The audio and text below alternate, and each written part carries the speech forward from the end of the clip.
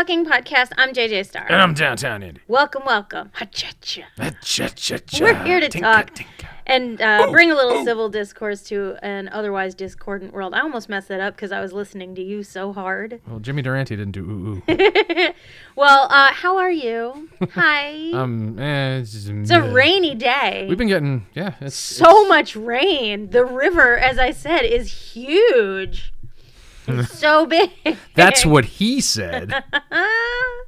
But yeah, we're here to talk. Not about the rain, though. Not about the rain, no. I mean, can you imagine if we filled an entire hour talking about the weather? There was so many days I wanted to go out riding, and then I'm just like, I don't want to have to take the chance coming back getting... So there was that one time I rode to work, and it just started to downpour as soon as I was on my way back here.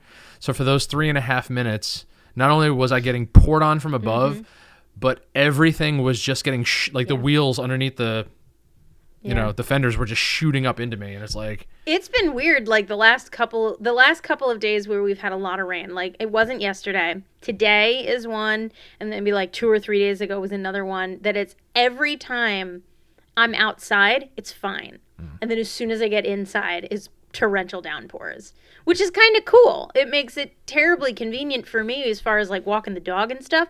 But then she sees it's raining and she's just like, "Hey, come on." And I'm like, "No, it's raining." And she's like, "Exactly." And she's like, "It's totally different now." For the record, I feel really bad about that. I would take her out more often.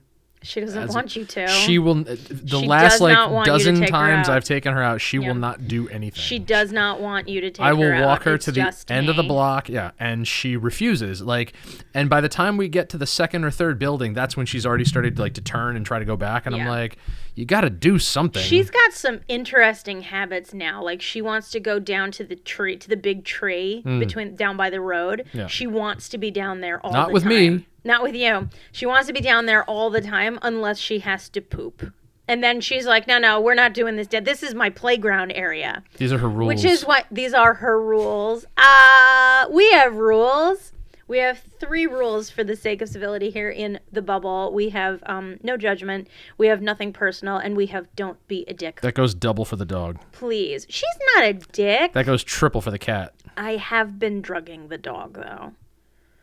Well, now everyone knows. It's a prescription. Like, she has a valid prescription, but, she's been having some rough time. Mm-hmm. We've been trying to, figure out, these new things that are wrong with her or old things that now we're just identifying, which I relate to. So, I know, I hold no grudge. She lives at the vet now. Yeah. Which is fine. And they by love her. extension, we like so them. do I. Yeah. I mean, I'm glad that they take care of her, and they do take very good care of her, and they take care of me. And now that we have Phoebe, they take care of Phoebe too. We're just a part of the family now.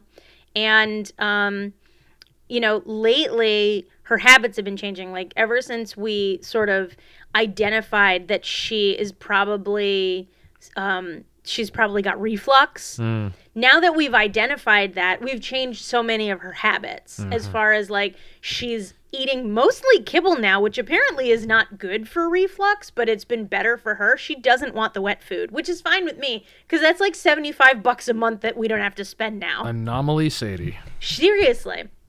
Is this what you want to talk? It's sort of on the cusp of what I wanted to talk about. I'm not rushing you along. Relax. Sort of on the cusp of what the topic that popped into my head. But, I'm at a loss now here. she's having her portions controlled and she's being hand-fed. Not like she's got you trained. Food. She won't start eating unless I put some pieces in my hand and offer them to her. Then after a while, she'll just eat out of the bowl. Like last night, you're just like, I need to stretch my legs, but I don't want to disturb the cat. I'm like, just roll. She's like, but then I'm gonna dump the cat. I'm like, dump the fucking cat. She doesn't let us sleep. And she didn't. She woke me up at 4 a.m. But you must have woken her up. No, she was... Either you or the storm woke her up last night, but I blame one of you. When I got up at 4, she was still curled up in a ball in between your legs, and then when I came back at 5, she was in the same spot. She woke me up, and I saw through my closed eyelids, I saw lightning, and I was like... Are you doing the shocker? No, that's just my hand doesn't bend that way. I've got bad joints. Way to make me feel bad about it. There's nothing wrong with the shocker. She woke me up, and then she started climbing up the window because I've literally removed everything. And she's still Spider-Manning her way up there. And she's still Spider-Manning her way up there, and she's just standing. She's like, look how long I am. But do we need to start marking her on the windowsill? She woke me up, and I looked at the clock, and I was like, it's 4 a.m. So I was just very calmly just trying to sort of seduce her back. Maybe you into woke me up positions. because I got up sometime. You were already in the bathroom I woke up. I was up at some point between 4 and like 4:15, and I'm like, this is painful. I need to go. Now, okay, this is sort of starting to touch on what I want to talk about. Oh, what, medical problems? Yeah, if. Do I need to tell my story now? Do you want to tell your story? It's very simple. I went to Cherry Street yesterday to see one of my friends who was helping promote a show. And while I was there, I'm like, why the fuck not? Plus, he let me borrow some pedals for a very long time, and I've wanted to return the favor. He's like, no, I'm like, no, let me buy you a drink. So we're sitting, and we just spent the whole time just literally just sitting at the bar watching the bands on the monitor. Yeah. And I had some drinks, and then when I left, I'm going up and down, not North Plains Highway. That's the road Cherry Street's on. Whatever the main drag is, like that's parallel to that. And I'm like, I don't want to go to McDonald's, even though it's right there. Like, let me see. But I went in the wrong direction. I didn't go the direction you go to get to the highway that we would normally take. I went the other way. And I'm like, there's nothing but like fast food and gas stations and shit. So I turned around and went back, and I got McDonald's drive-thru, and I, came home and turned inside out. Fell asleep, watching Molto Mario and reruns. And at 4 a.m., not only did all of that whiskey and fucking McDonald's come out of me, it fucking hurt. It hurt a lot. And the first thing you said to me this morning was, don't ever let me do that again.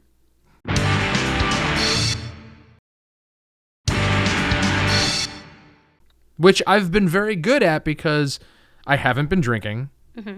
Just because I haven't felt like one, because everybody's mixed drinks are now ridiculously expensive. Well, yeah. Like everywhere you can't get a Jack, and with the exception of Cherry Street, you can get a tall Jack and Coke for $9. Everywhere else it's like 13 or more. But health wise, probably not good to be. I mean, every doctor I've seen in the last month is like, you're not drinking too much, are you? I'm like, I'm not drinking at all. And every doctor that I have been in the room for that you've talked to, you always tell them, and I've cut out fast food, and they all say good. Yeah. Now let me ask you this, okay? Mm-hmm. Right here. All right. Do you think that we're dying faster than other people? You and I? It's us as Americans, let's say. You think we're dying faster than other people? Absolutely. Do you think it's because we are making poor choices for our health? Or do you think that we are not presented with better choices? Listen, I could spend an hour talking about all the friends that I know and don't talk to anymore, and not because of this, but just the ones that absolutely refuse at this point in their lives to make any sort of positive changes for their health. Right. I know people who refuse to quit smoking. I know people who refuse to stop eating fast food or drinking energy drinks or just constantly polluting their body with stuff that we all know, full well know is not good for us, but they do it anyway because they've fallen into these habits. They've become set in their ways. They become comfortable, and any deviation from that is less convenient to them. It's so inconvenient that they're not willing to even try. Right. Or they'll try it something different for like a short time and then do what I did when I would quit smoking. It's like, fuck it, I like smoking too much. Let me go back to it. So do you think that it's just that we're making poor choices for ourselves? Do you think that we're presented with better choices? Do you think we're actually presented with the choices that would give us the opportunity to live longer? We may not always be presented with those choices, but we always have the free will to seek them out. We always have the ability to educate ourselves. But again, people, particularly me, because I'll be the first to admit I'm lazy and never used to like to do research or reading of any kind, or I'm fucking reading labels everywhere I go now, not even just in the grocery store, but now that because they print them on menus at places everywhere, it's like I'm reading the calorie content and this and that and the other thing, and it's like I'm like, okay, I'm trying. I never wanted to be that person that counted things. I just wanted to I'll eat until I'm full. Okay, that's no good for me. I'll eat until I'm almost full. That's still a problem. I'll eat until I'm just, satisfied.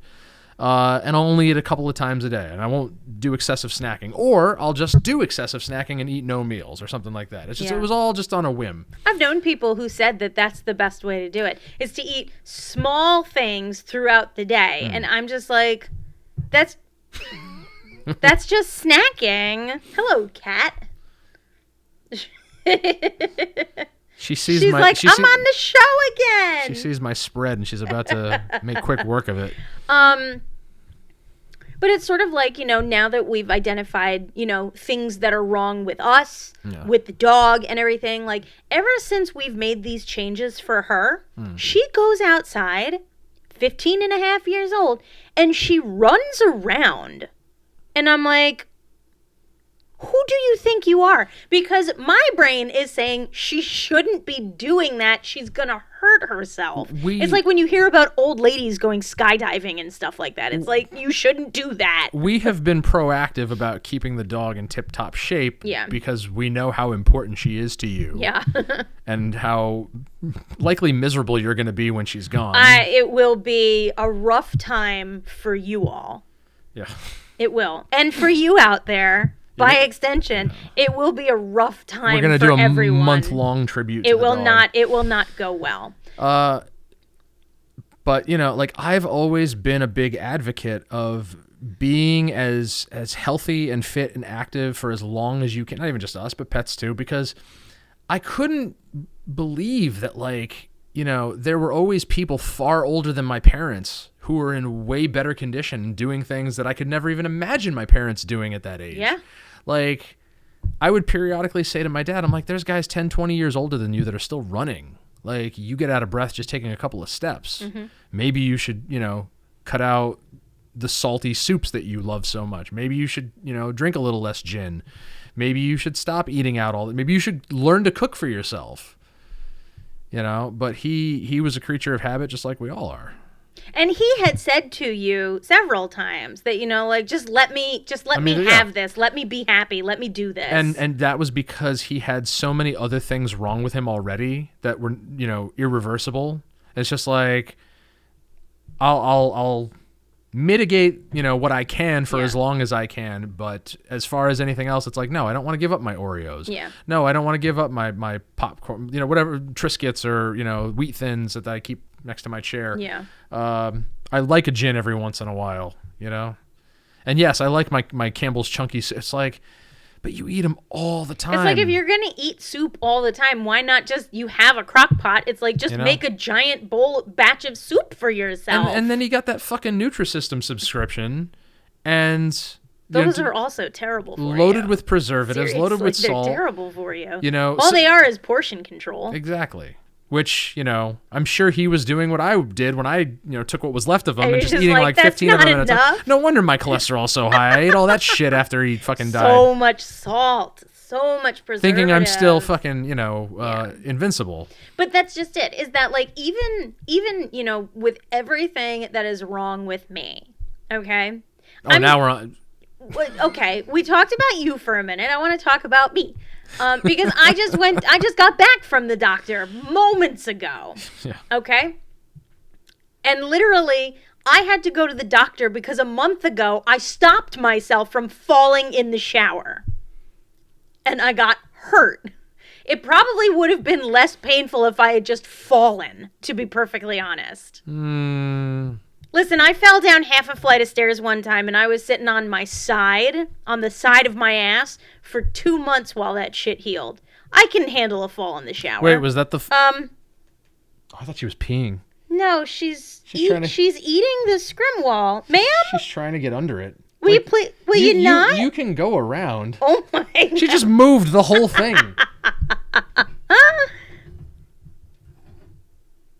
Can you close that, please? It's too bad you guys can't see this. You get some entertainment along with this podcast. But with everything that's wrong with me, and I've mentioned in drips and drabs all the things that are wrong with me. I have autoimmune arthritis. I have inflammatory, diseases. I have chronic pain. I have all of these things. I have bone problems. I have nerve problems. I have muscle problems. You are a problem. I am. My body is a menace. Is a true menace. Your family's been throwing around that word a lot this month. It's fun. We're going to make it stick. But your sister willed it into existence. I ended up going to the doctor today because a month ago I like hyperextended my arm or something by stopping myself from falling in the tub, and fortunately I got a cortisone shot. Yay. No big deal. You know, it is what it is. Everybody gets cortisone shots at some point probably. But my x-rays came back because the doctor was just the PA. I didn't get to see the doctor today. But he said, you know, like he wants to make sure I didn't do anything to my rotator cuff. And every time something like this happens, I'm constantly told, she went the other way. She's tricking you. She's probably behind the couch. No, she went the other way. There she goes. Get back in here. We're working. Nothing is sacred.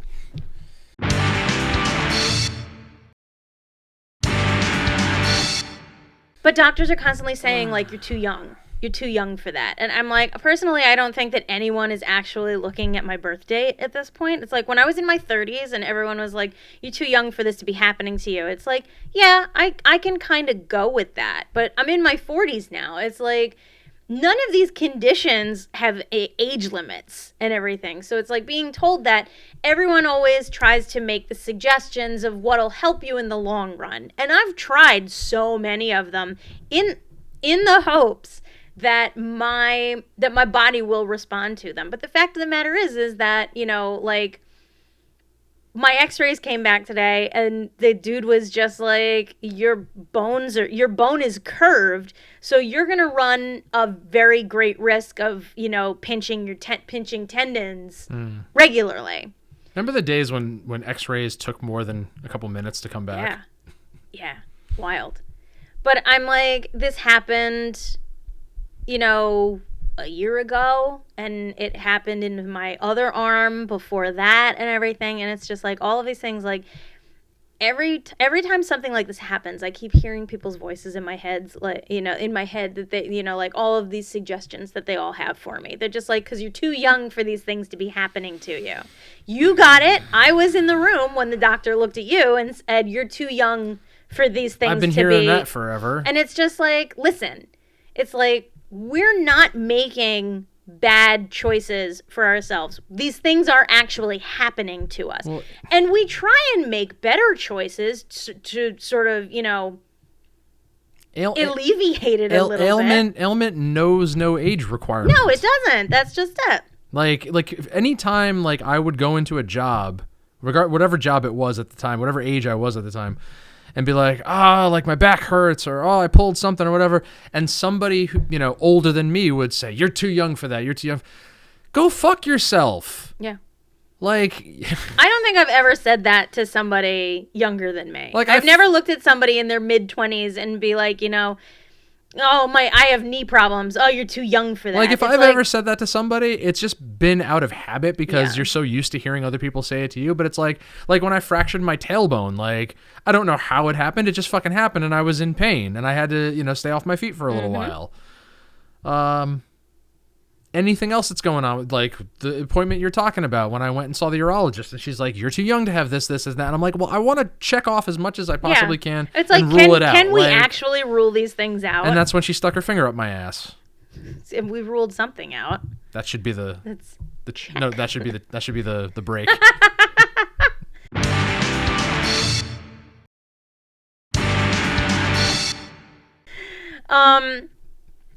But you know, like, I've been told by so many, like, these supplements are good for you. These, you know, exercises are good for you. Do this, do that, do yoga, do this, do that, and everything. And it's like, listen, okay, you're a little guilty of it. I'm not shifting it and everything, but like I'm sorry, I was distracted. I'm still thinking about the horrors of that appointment. You offer up the things that work for you. I do. You do. Yeah.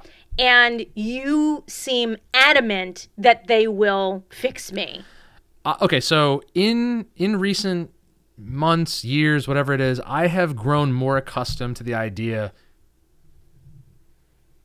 that the cat is a menace. Leave her alone. Leave her alone. Just no. She's over here. I have an eye on her. You go to work. Jesus Christ! No, I don't want her fucking chewing or scratching. She's not. She's playing with it. All right, fine. Just go feed her. So what were we talking about? It's an hour before her dinner time. Fuck that. I don't negotiate with terrorists. To quote the immortal Alan Rickman, who said we were terrorists.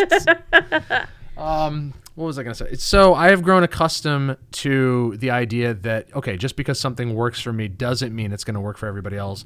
And I don't necessarily need to give off that unsolicited, thank you, the unsolicited advice. I've listened to a couple of podcasts where they've talked about this. And like, because people have called into them and been like, I'm doing really well, but I have friends that are struggling, and I try and offer advice, and they don't want to take it. And people I've listened to go, listen, all you can do is just say what works for you. You can't make them try what you've tried. You can't make them do anything else. They have to want it. They have to be in the position of saying, well, you know what? I'm ready to make a change. I'm going to go try this. So I still will tell people what works for me, but more recently I've stopped being like, you should try this, because I don't want anybody to get the impression that I think I know better just because it's worked for me. I can confidently say what has worked for me, but I understand now that it may not necessarily work for them. It's tough sometimes because when something works so well for you, you want it to work well for other people. But the fact is that it's not necessarily going to. I've been told on numerous occasions when I tell people, like, I've tried that, it doesn't work for me, and they've told me I must have done it wrong. Like, I've always hated physical activity, like unnecessary physical activity. Like, I've never liked going to physical therapy. I've never liked I hate physical stretching. therapy. I've never liked working out. I work out because I have to, to stay, fit, agile. But I've never actually liked the process of it. I don't like sweating, but it's like, if I'm gonna sweat, like, I might as well do a lot of it. Right. That way once I'm clean, it's like, okay, that's out of the way. But I have had lower back pain for fucking years. And it got to an unbearable point where it's like, I'd be standing there working and I'd feel it like right above my butt, like right in the tailbone where, it was fractured. I don't know if that was the cause for it or not, but I still don't know how I did it. But I would have to stay there. I would have to start like stretching right then and there, like bend down, stick my legs out, anything I could to get some sort of relief. Yeah.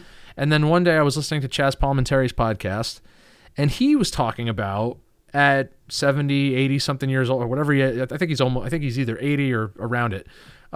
He dead hangs. He just has a pull-up bar in his door frame, and I think when I listened to that episode, he said he would dead hang for 90 seconds, or he was trying to either he did it for 90 seconds or he's trying to get to 90 seconds. And then he was trying to like go past that. He says he knows guys his age who could do it 2 minutes or longer. And I thought, what have I got to lose? I like him. I like his, acting. I like his podcast. Like, let me see if what he suggests, is worth a shot. And I've had a pull-up bar, and, I didn't see results instantly, but within a relatively short, and I can't do 90 seconds. I don't let myself do 90 seconds because my hands will be killing me. Right. It has helped because even for a couple of months after starting, because I do it every day now, for a couple of months, there was still, little phantom pains here and there. But between that, because I started this long before we got the new mattress, I have not nearly as frequently had the same kind of pain that I was having. And at least since the beginning of this year, I have not had that pain at all. We're now in what, August? We are in August. At least since the beginning of, if not longer, I have not had that pain. And I recommend this to everybody because it worked for me and it's such a simple thing to do. But again, if somebody's not ready to try it, I don't blame them. Now, I, on the other hand, try and do, I cannot dead hang. Period. I can't. Can you? Hang in there, baby. I can, because she's a cat.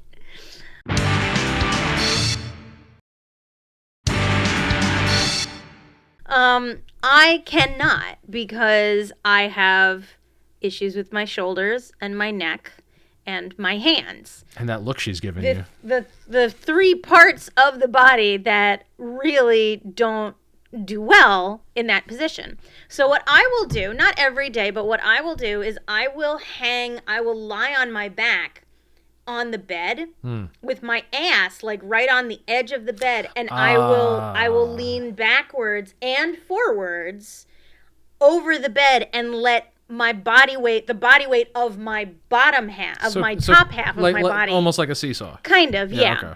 And I'll do that. I will also do a lot of cat and cow. I will do a lot of puppy pose and everything. Like, I don't know what that means. There's certain yoga poses that stretch the spine. Yoga hosers, eh? Yes. Hey.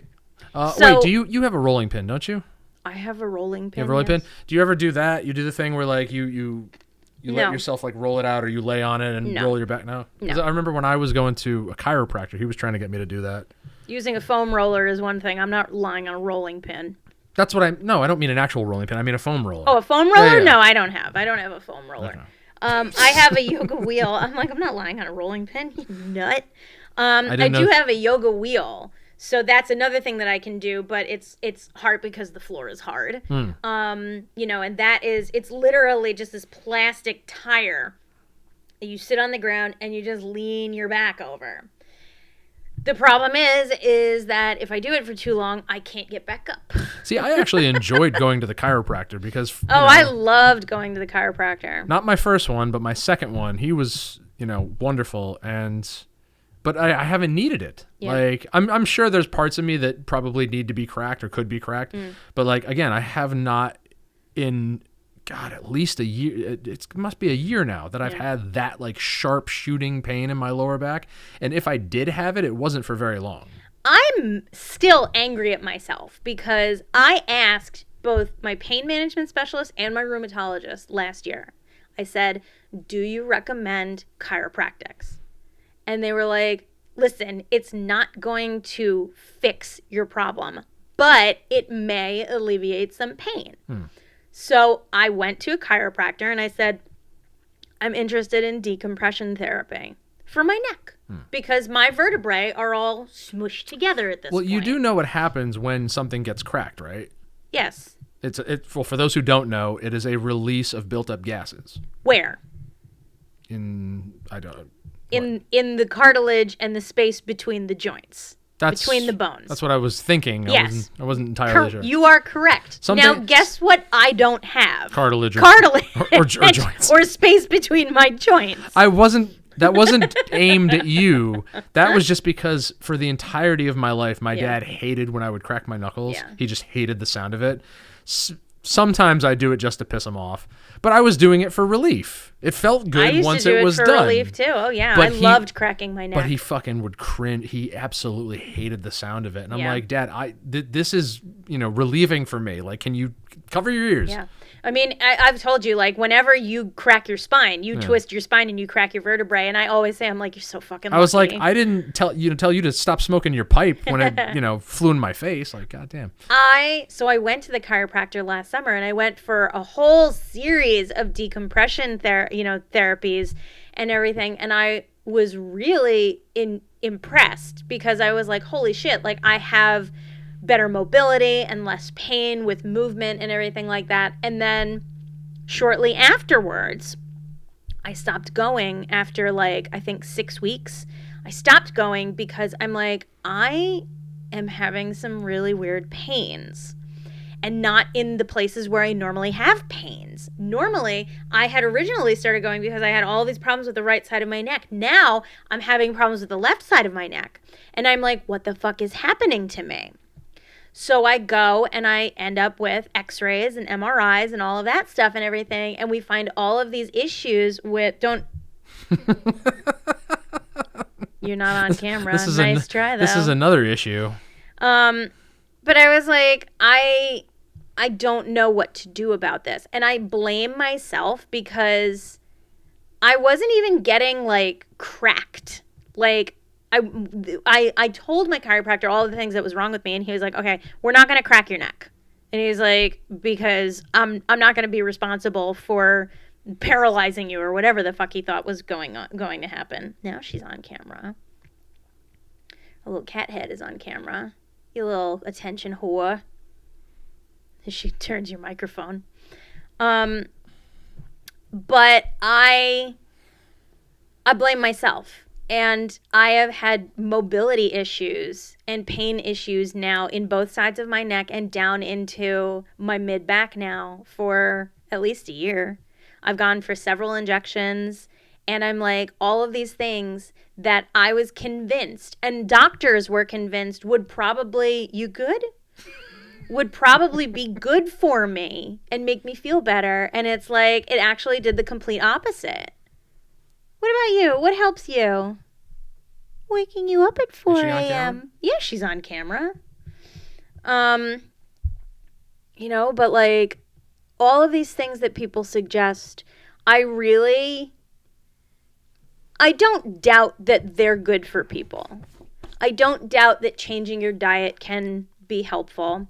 I don't doubt that, exercising and regular stretching and all of these things can be helpful. But like the fact of the matter is that sometimes they can be harmful. I knew a girl who, when we were freshmen in college, she was diagnosed with Crohn's disease. She lost her entire large intestine and half of her stomach. And I think a good part of her small intestine also. And she was 5'6", and she weighed 85 pounds. And the only thing that she could eat without being in excruciating pain were frozen cheeseburgers. And she ate them for every meal. It is the only thing she could eat without being in excruciating pain. And the very thought of that, I think about that, and I'm just like, I cannot imagine anyone looking at that and being like, oh yeah, like that's really good for you. It's like, but it's the only thing she could do. And eventually, with, treatment and time and everything and multiple surgeries, she got better. And she even was able to have a baby, which is like the most miraculous thing. I'll never get there. It was pretty. You'll never have a baby? You already had a baby. I mean, I didn't have a baby, but. Well, you made one. You did your part. Yeah. You made your contribution. It's okay. I've had my kids.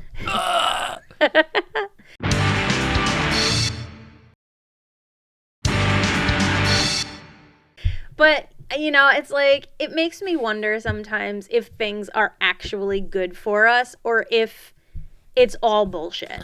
I mean, I'm sure I've mentioned this before, but like I started seeing all those videos about how the Japanese live and the things that they do and how much longer they live, and it's like it makes sense, especially when they're not putting as much processed crap in their bodies as we are. Yeah. Like I always believed when I was younger, it's like, okay, I'll get to a certain age and then I'll have to start taking my health seriously. And everything starts falling apart. That age came a lot sooner than I thought, It's like...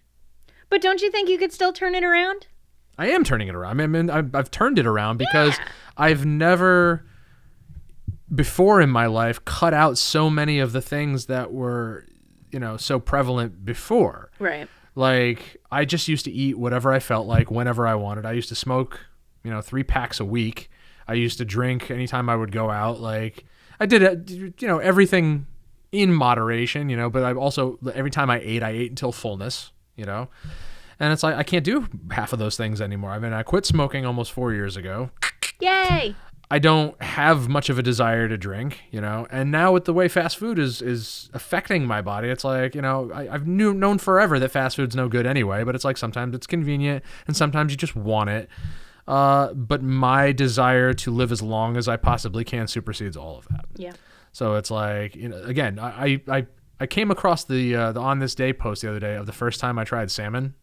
Oh, because yeah? I was never a fish person. I always hated the smell, hated the look. Thought the texture was awful. Like, you never eat like a tuna fish sandwich? I have never had. Actually, no, I can't say I've never had tuna anymore because I had tuna for the first time either the second or third time we went for sushi, which was within the last 4 months.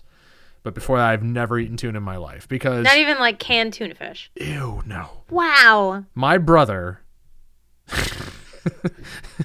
And if Mike is listening, he can attest to this. He used to eat so much fucking canned tuna when we both still lived at home. You could, from the time he opened that can, you could smell it throughout the entire house.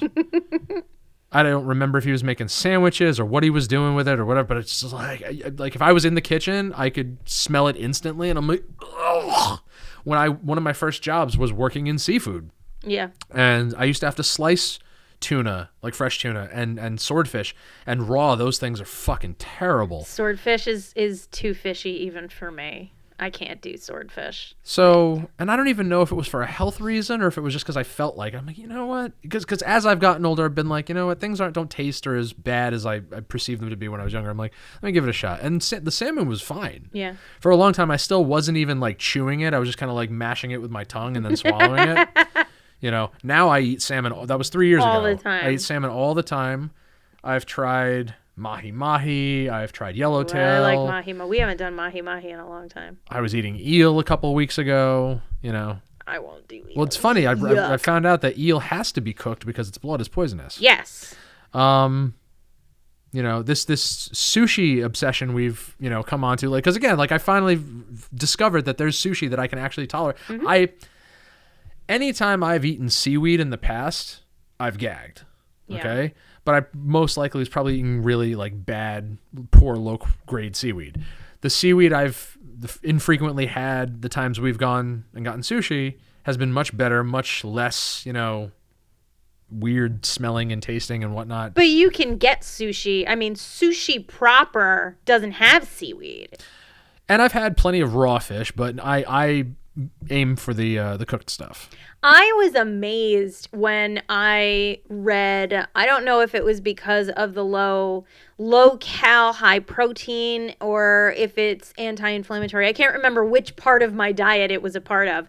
But when I was told canned tuna, not fresh tuna, not raw tuna.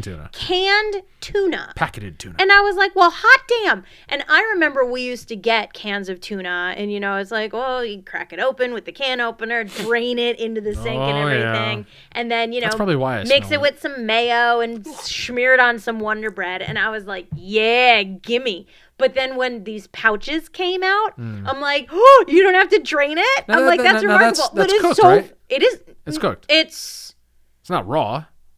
It's cooked. I don't even know. I mean, I presume it's cooked. It's got to be. It must be. Yeah. But I'm like, you watch me eat that fucking canned tuna. But again, we've been getting sushi pretty regularly since, April? Yeah. And the few times that I've ordered, you know, raw sushi with seaweed, every single time we've left, like within like 10 to 20 minutes, I feel it's not the, you know, my taste buds are, you know, this was gross. I feel something strange in my stomach. Is it anxiety because you ate it? Is it psychosomatic? No, I don't think so. No? I don't know for sure, but I don't think so. But again, like I've eaten a lot of stuff that's raw since then. But again, I aim for the cooked stuff. Yeah. I usually get soybean paper.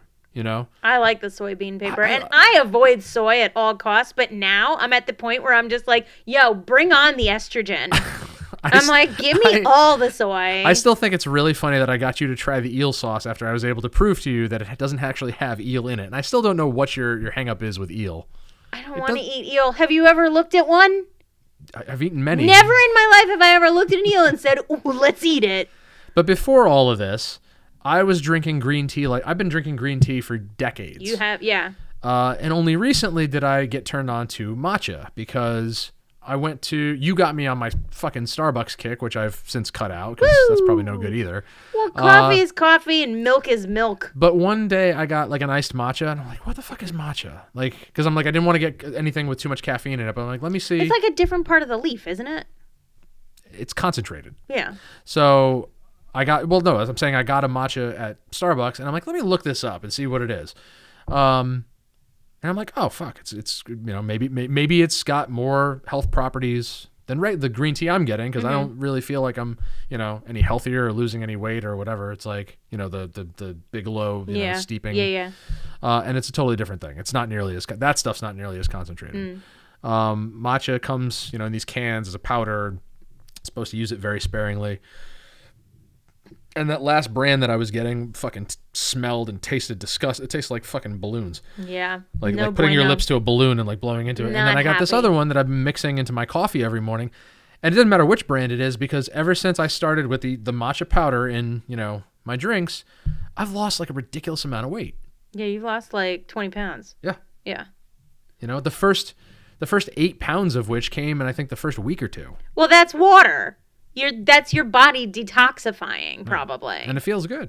Well, I'm very glad for you. And again, that works for me. I'd recommend it to anybody, but like it's, again, my desire is to live as long, be as healthy for as long as I can. I don't want to deprive you or the kids or anybody, that counts on me, the time, like when I think about it, like I lost my mother at 31. Mm-hmm. I was 31 and dad at 37. Yeah. Yeah. My 2 older brothers got at least 12 more years with them than I did. Yeah, but I mean, they were fortunate enough to be born 12 years earlier. Yeah. I don't want that happening to my kids. I don't want to, I don't want to go to an early grave. Well, I, as your wife, would like you to stick around also, and I'd like to think a small part of you wants to be here for me. Of course I want to be. Just a small part, maybe. But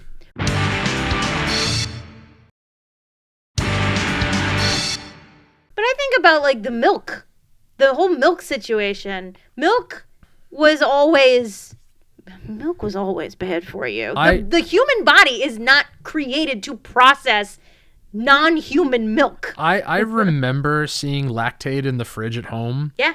And being like, ugh, what is that? Never realizing that one day I'd be drinking it myself. Yeah, we drink lactose-free milk. And since we have begun getting lactose-free milk... Because I've become lactose intolerant. Everyone is lactose intolerant to some degree, though. That's just it.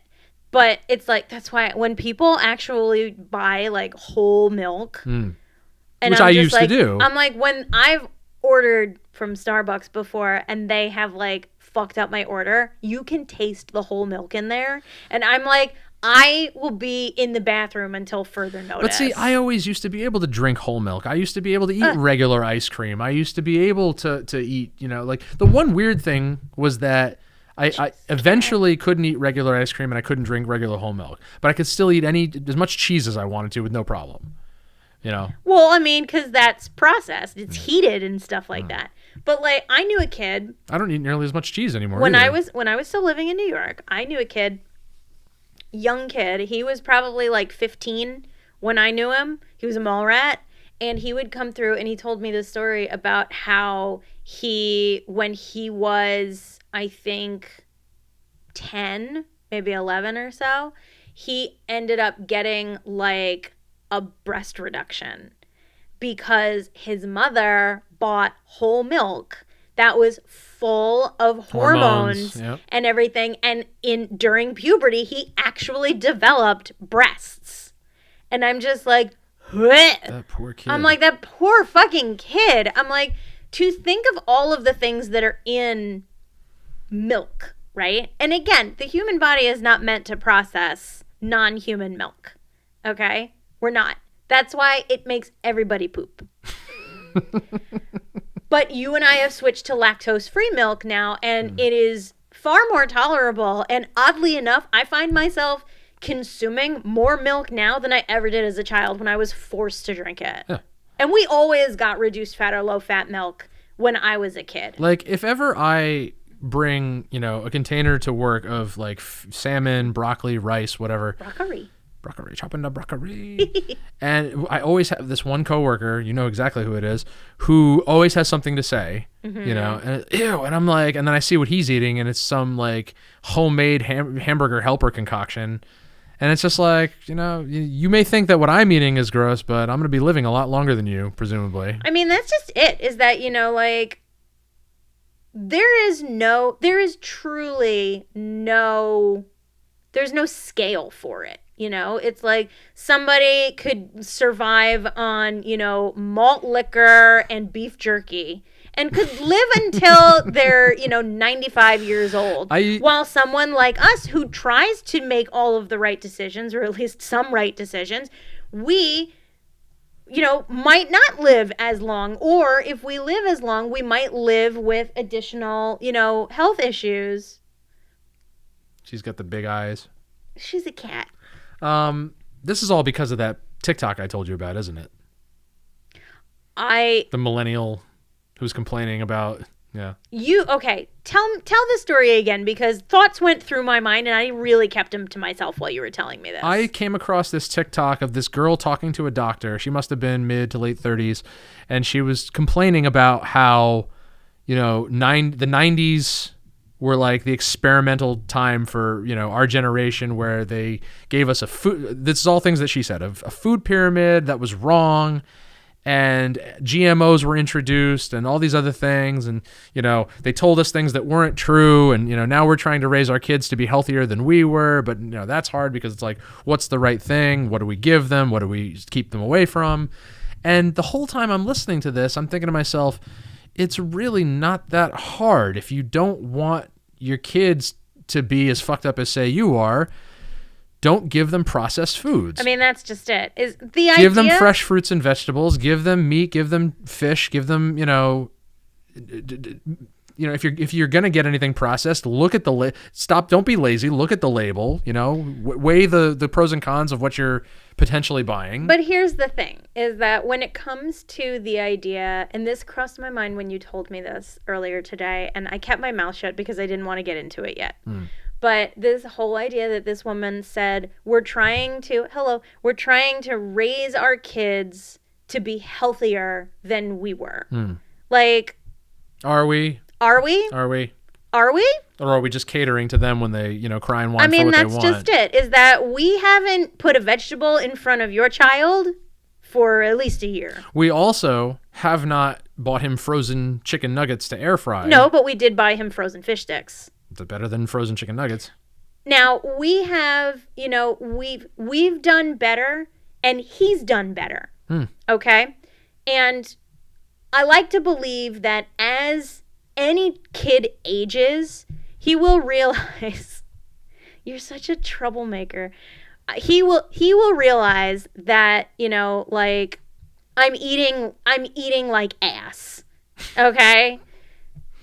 Because I know that I don't think I ever tried a salad. I remember going to restaurants and stuff with my parents when I was like 10 years old, and then being like, it comes with a salad. And I'm like, pass, I don't want a salad. Don't even put it in front of me. But then when I got to be like 16, 17 years old, and I'm just like, sure, put a salad in front of me, I'll eat it. You saw how much salad prep I did last year, right? Even this year, fucking, because I love me a good grilled chicken Caesar salad or a good grilled chicken mixed salad. I would go, like, when I'm in salad mood, like, I'm getting a big thing of greens, tomatoes, cucumbers, olives, grilled chicken, carrots, salad dressing, croutons, sometimes crumbled bacon. But it's like people, sorry, I didn't mean. And I would lay out 15 containers, so that way I could, goodbye Tupperware. Get all the containers they came in out of here, and then that way I just pull one, because I'd bring one to work. I'd have meal one. Prep. That's that meal prep trend.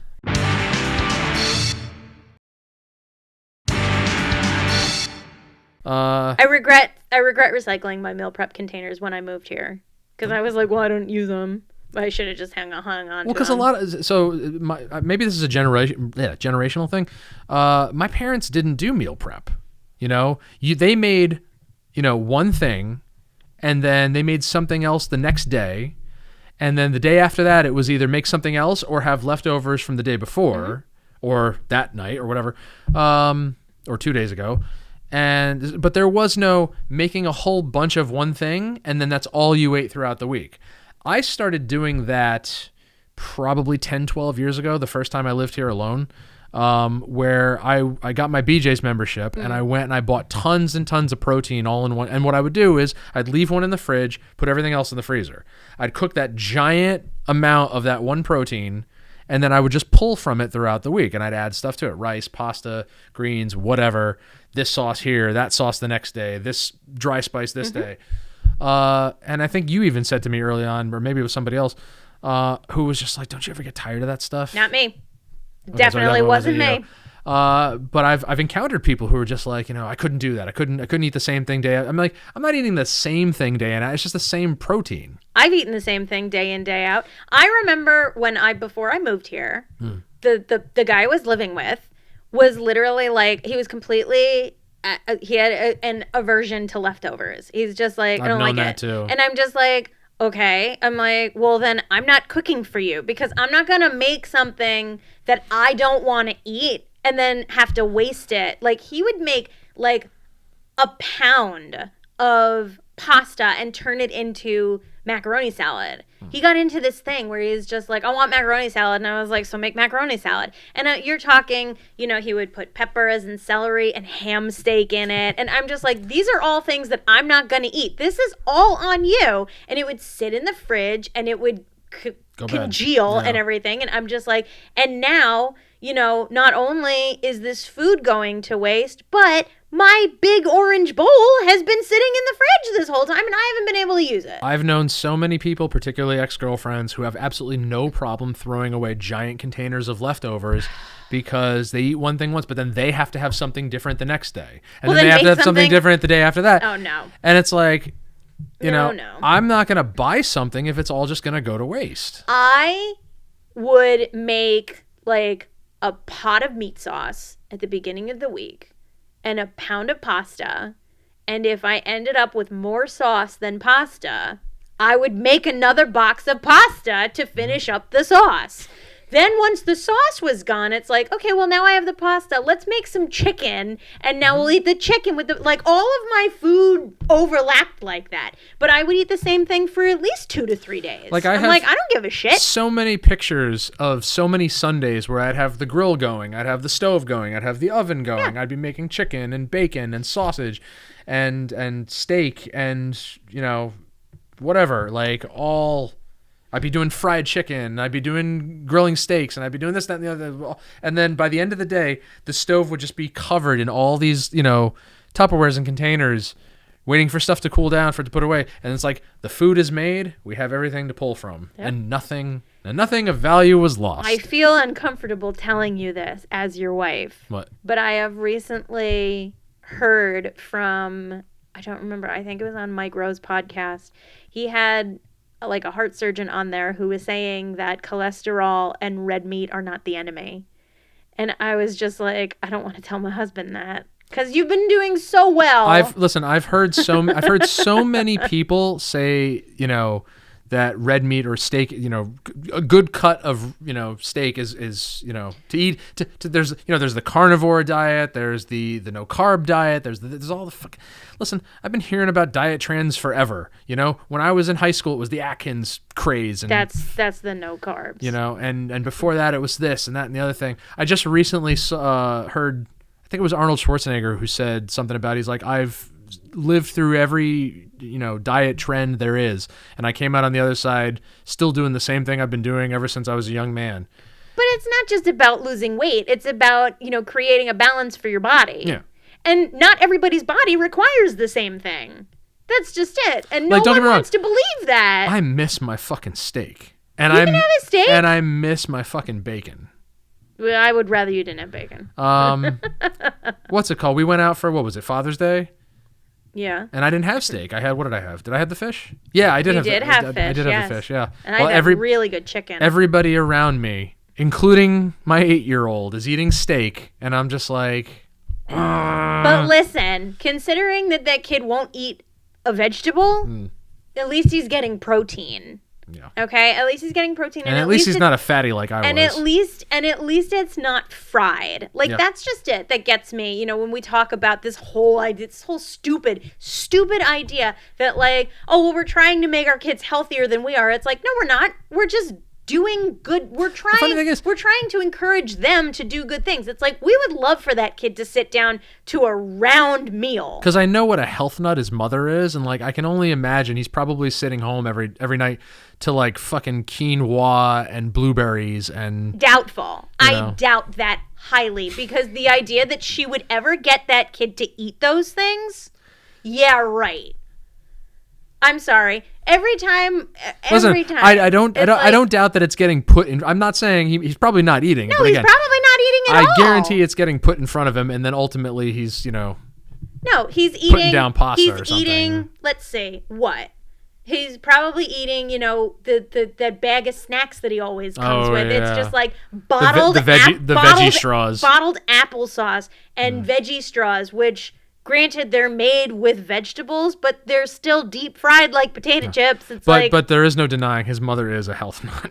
Well, then she should do better by her kids. Well, but that's just that's given. Is that when we talk about, we want to make our kids healthier than we are, it's like, no, we're not. We just don't want them to eat garbage. The same way our parents didn't want us to eat garbage, but we still ate it. She used to get mad at me for getting fast food, like when I was coming home from class or like going to work or something like that. I'm like, what? Like, it's not like I'm eating it every day. I truly don't understand, because that's just it, is that like kids might be they might be able to push back on certain things, but in my opinion, it's like, well, I'm not going to buy it for you. It's like, you don't have the money to buy your own junk food. I'm not going to buy it for you. How many times have I said to him when we're in the store, I'm like, listen, if you want something, you have to tell me. If you want me to get juice boxes or whatever, like you have to, every single time. I can count on one hand in his 8 years on this planet, the amount of times he's asked me for something at the grocery store. I'm like, dude, anything you want, anything. I don't care what it is. I just want you to ask, because you never ask me for anything. Tell me what you're going to eat. But let me ask you this. If he were to ask for shit, would you have the nerve to say yes? Would you say yes or would you say no? If it's in moderation, because I distinctly remember taking his brother shopping, and there was one time he asked for, I don't remember what it was, but I put it in the cart. I'm like, okay, whatever. And then we get to the cereal, and he's like, I want that cereal too. I'm like, you can't have both. It's one or the other. You pick one or the other. And he wasn't happy, but he made the decision, and I think he went with the cereal. So I was like, okay, that's it. See, but that's just it, is that we've put relatively healthy cereal in front of this kid, and he'll eat it. Yeah. So it's like, I'm not buying you junk food.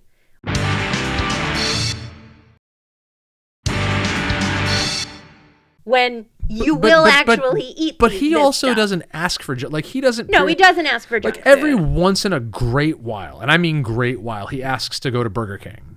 But that's once every couple of months maybe. Yeah, which is fine. Unless his grandparents are taking him all the time and we don't know about it. They never would. Good. They never would. Good There's on them way. At least, But that's just it, is that we as adults have control over what the kids eat. We also have control over what we eat. And I'm glad you reminded me, because I wanted to talk about this earlier. It's all choice. We all have the choice. Mm-hmm. We all have the option to make the choices. But we're all going to be in really shitty, poor health if we don't make the choices. Yes. If we stagnate, then we're going to have to suffer the consequences. And people are okay with that. And I'm finally okay not giving a fuck.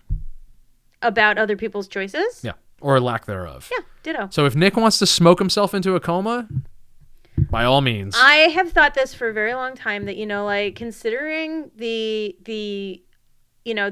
mental awareness that you cannot make people bend to your will, you cannot make them do anything, whether it's the best thing for them or the worst thing for them. You cannot control them. All you can do, you can barely influence a person to do something, because you can only influence a person to do something that they would at some point naturally do. There's a parking shame page on Facebook where people can just chime in with pictures of people who park like idiots.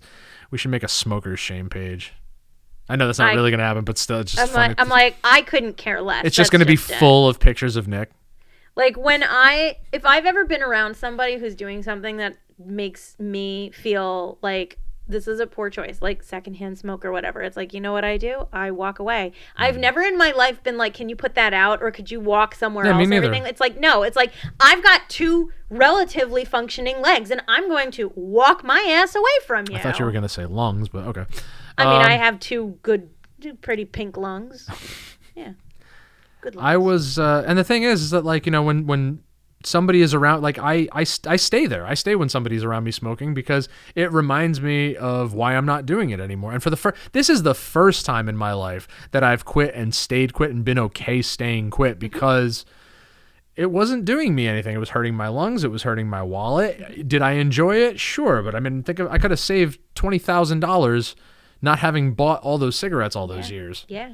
Yeah.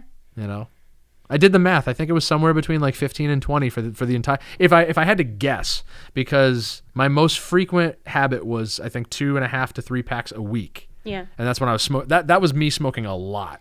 A lot of times it was less than that. But when I hear about, that like Americans are some of the most unhealthy and unhealth conscious people on the planet, that they, that we consume foods in this country that are banned in other countries because of the chemical content and everything. That's a whole topic for another whole nother But episode. it's just like when I hear all of these things, it's like there are other choices. It's just like, and people are just, they're just like, ugh. It's as Americans, we're so ashamed of ourselves. It's like, no, we're not, because you made the choice to do those things. The first time I ever heard that like bread in an American grocery store was more than just bread. It's like, well, what the fuck else is in there? Like, I always thought, like, you shouldn't have to go into a bread aisle at a grocery store and read the label. It should just be fucking wheat, flour, and water. It should be. It should be. But even that, I mean, think about bread. Think about when people are like, well, I only eat, whole grain organic bread. And it's just like, okay, well, have you read, like, the label? The fact that you have, things that grow out of the ground and then organic things that grow out of the ground, it's like, what the fuck? Yeah. I remember when organic food was so expensive. I mean, it still kind of is. Yeah. But like when this whole, when we were hearing first, like I think in the early 2000s, when people were like, oh, I only buy organic. And it's just like, what the fuck does that? It's like, what the fuck does that mean? And it's just like, I remember getting a bag of organic apples. I mean, these things were like this big. This so small. What were those things? Were those the waffles, the carrot waffles that we used to get I love those. in the organic freezer? I fucking love those. Yeah. Hi. Now the dog is here. We're about an hour in. We just have all of these creatures being like, you guys are talking about food. I'd love to keep this going, but we got some things to do. Yeah, but this was a good talk.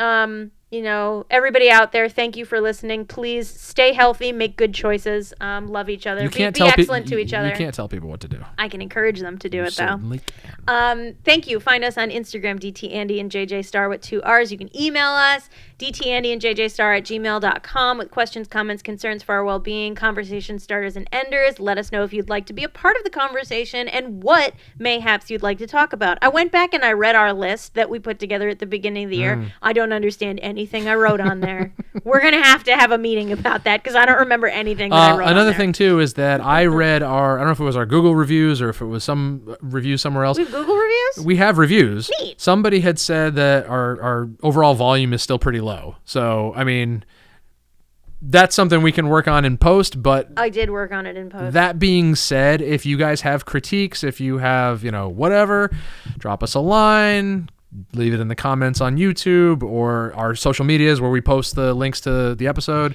And if you'd really like to help out, then maybe just buy us new equipment and send it right to us. Send us an email. We'll let you know where to drop it off. We can't fix anything if you don't tell us what's wrong. Yeah.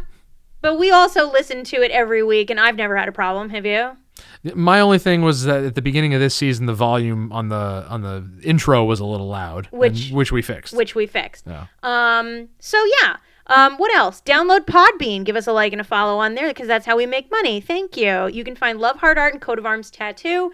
You're not just supporting us, you're supporting these animals' healthy eating habits. Yes, because they are fucking expensive. Talk about organic. But yes, Love Heart Art will be at the Westchester Tattoo Con October 2nd through 4th. That's coming up a lot sooner than expected. That's 2 months away. Only 2 months away. Dude, at the time of recording, wild. This Friday will be my 20year high school reunion. Oh, what a night! You guys will hear about that. We'll talk next about week. that next week. That'll be a good one. What else? You got anything else? I got that. You got that? And I think that's it. We're gonna call that a full lid. Why not? Yeah. From the 4 of us here at That Talking Podcast, I'm JJ Star. And I'm Downtown Andy. We'll talk to you later.